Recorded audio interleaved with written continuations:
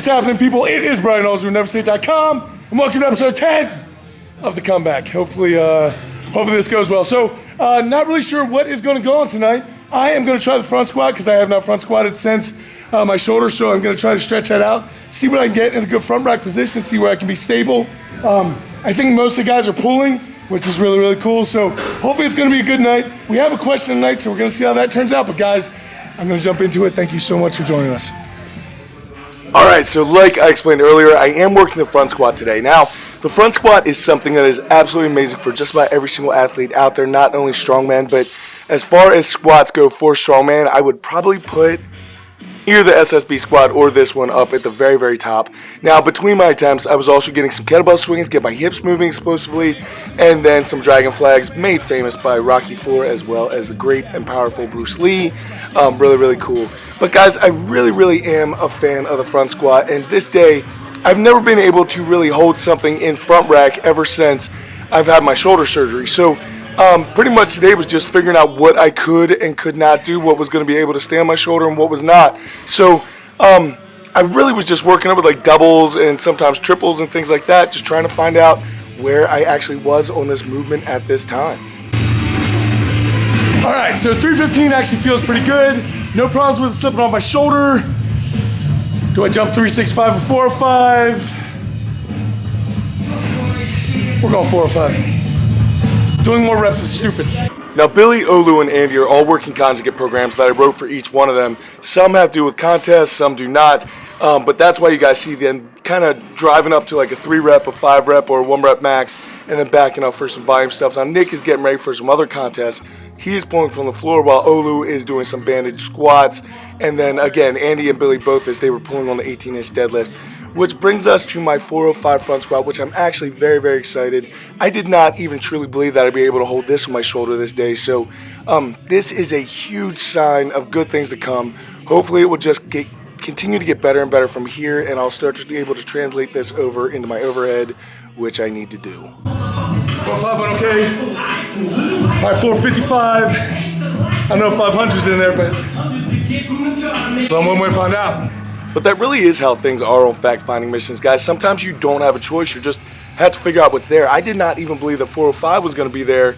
But once I did it and it moved so well, I was like, you know, I'd really like to have that 500. So I was actually considering jumping right there. But Nick advised me probably better hit something in the middle since it's been so long. And honestly, my form on front squats in this video is absolutely atrocious. So I'm embarrassed about that, but I was lucky enough to be able to hang on to things. So I just decided to hit this 455 for a single. Because, again, my head was set on that 500, and that was really where I wanted to save some of my muscle for. But 455 really didn't feel bad at all. That was stupid. That's making me sleepy time. That was 500, easy. I'm like, sleepy time. That was easy. Yeah. The speed didn't look much different. No. 500 is. Now, if you guys have never pulled at the 18-inch deadlift, some people are absolutely excellent at it. And then I am not. There is no one that you're seeing in this video that is really good at the 18-inch deadlift. Some people can pull hundreds of pounds above their regular PR. For me personally, I can pull as much from the ground as I can from those stupid blocks. So it's in a dead zone for me, sadly, is what it is. All right, so story time.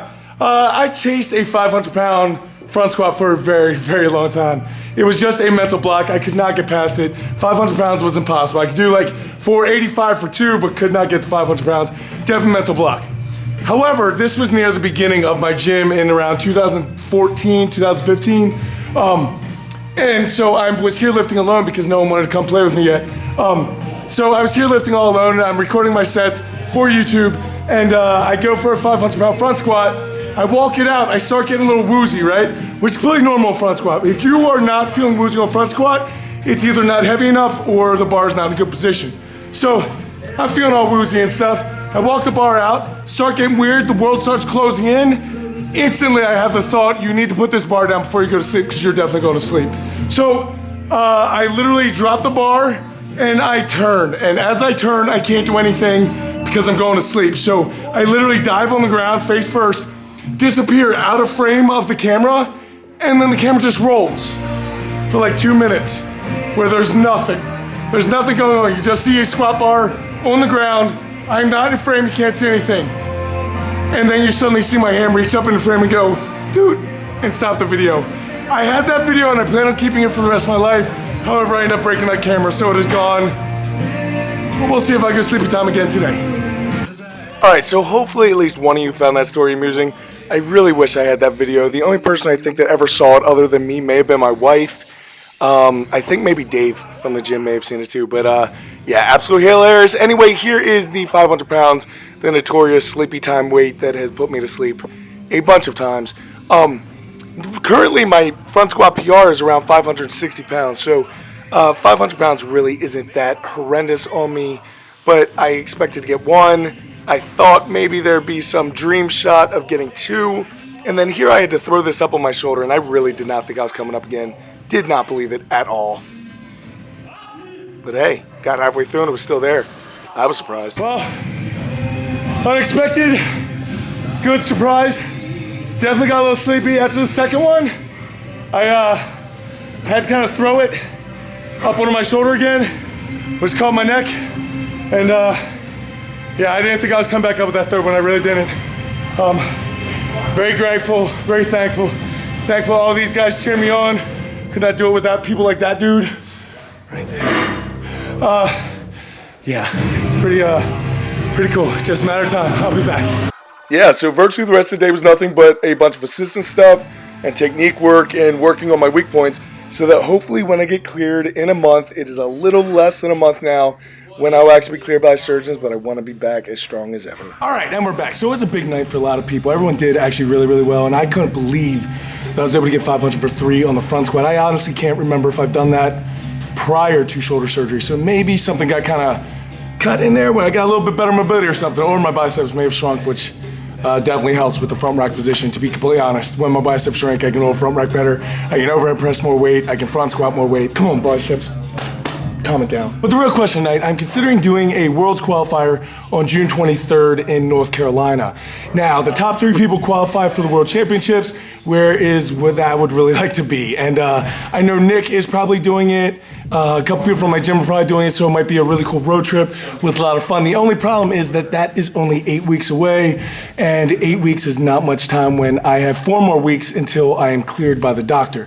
So in 4 more weeks, I am allowed to lift more than 1 pound, and then I will have 4 weeks to get ready, really 3 weeks to get ready, 1 week to deload, and then road trip and compete. So I really like the events, I really like the weights.